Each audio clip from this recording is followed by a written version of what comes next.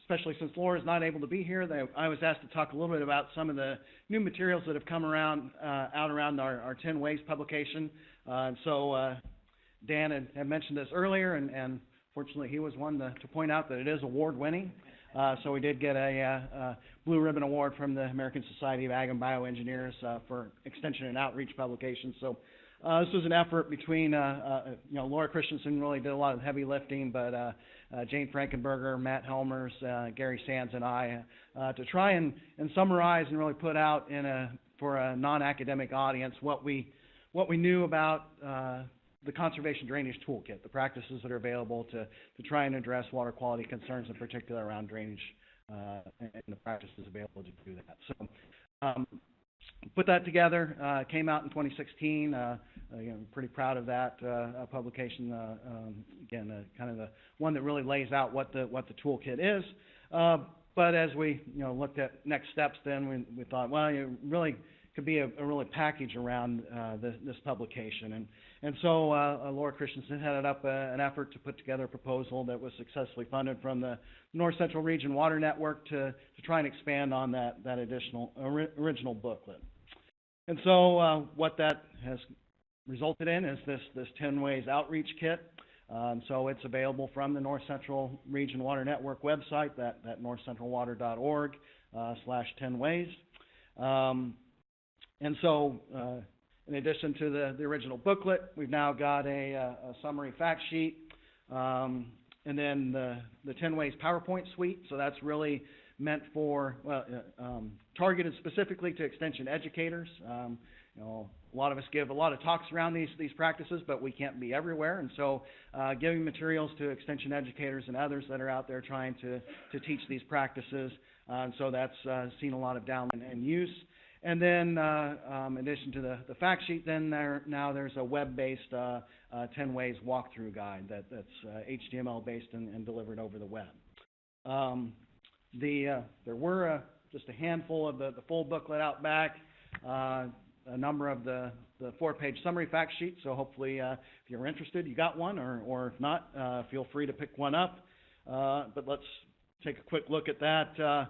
Again, taking what was a 46-page booklet, which may come as a surprise to some of you in the room that not everyone wants to read 46 pages about conservation drainage, and so some were looking for a little more concise introduction to these practices. And so we took a lot of effort to try and figure out how we condense 46 pages down to 4 pages and still be useful, and hopefully we were somewhat successful in that. And so this is what we came up with. One of the things we thought was kind of nice was we came up with this idea of these icons to kind of represent the processes that are involved in each one of those practices. And so it was kind of a shortcut or shorthand for how the practice works. And then for each practice, we just got a short description, again, that icon that tells you how it works, and for most of them, some type of image to, again, help understand how the practice works. Another one that was kind of challenging was then to try and take all the research that's out there across the region and try and graphically show what the performance of these practices is and represent the wide range, in many cases, of variability around that performance, and then try and make some estimate of what the central tendency of that was, that we could feel somewhat comfortable about saying this is more or less on average what that practice will do. But this was our attempt at that, and so that's on the back page. So, and that's the 4-page summary fact sheet. Wanted to give you an idea of that walkthrough that I mentioned. And again, just it's all available at this North Central Region Water Network site. The idea is where we've got the 4 different pieces of the package, then that others that want to link to this, then ideally would have kind of a similar look to that, to then point back to where it's available from the North Central Region Water Network. But if you click on that walkthrough link, and now it's hidden behind so we'll go direct.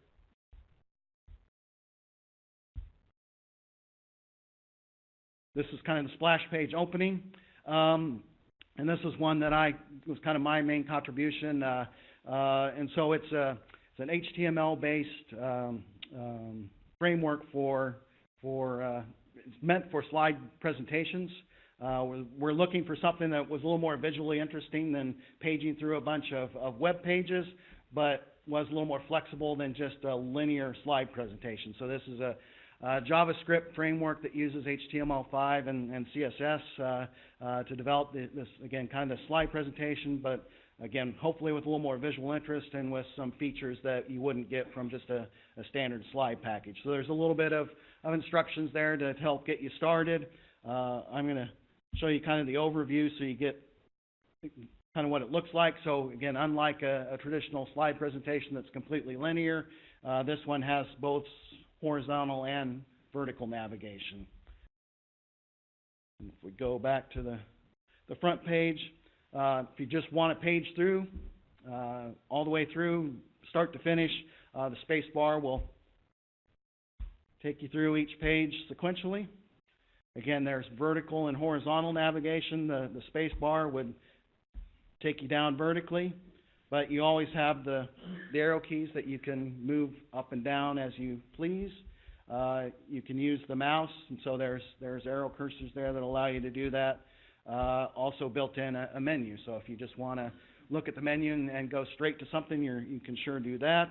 The other thing is, in many of these pages, they're hyperlinked, so if you want to jump straight to practice performance, you can go straight to practice performance. So tried to give a number of options for folks to navigate it however they prefer, to get in, get the information they want, and get out without having to spend a lot of paging through if they don't want to look at everything in there. And so, if I go back to the contents, again, we kind of lay out, again, quickly for each one of these, kind of the basics of agricultural drainage, what the issues are, why we need these practices, kind of the basic processes for how that works, and understanding how the nitrogen cycle and water cycle play into that. And again, we can go into more detail, or we can move on to the practices themselves. Again, with each one of those, we've kind of divided them up based on where they're located, whether in the the root zone to the field's edge, or downstream at the edge of the field. And again, each one of those hyperlinks, so you can go straight to a practice if you want, or and you can kind of page through them as you see fit. Anything else I want to highlight here? Again, kind of wrap up with some basic information on relative performance, relative costs, then again, kind of just some wrap-up conclusions about what we know. Again, kind of the tagline there that not every practice is suitable for every acre, but if we're going to meet goals, then every acre is going to need at least one practice. Acknowledging our support, and then recognizing the folks that help put it together. So that's kind of what I had. I hope I tried my best to get us back on track on time. So just wanted to make folks aware that this is out there. Hopefully you're interested and find some use for it. We put some effort into it, so we hope folks find it useful and get something out of it. So if there's questions, or folks want to know anything more, let me know.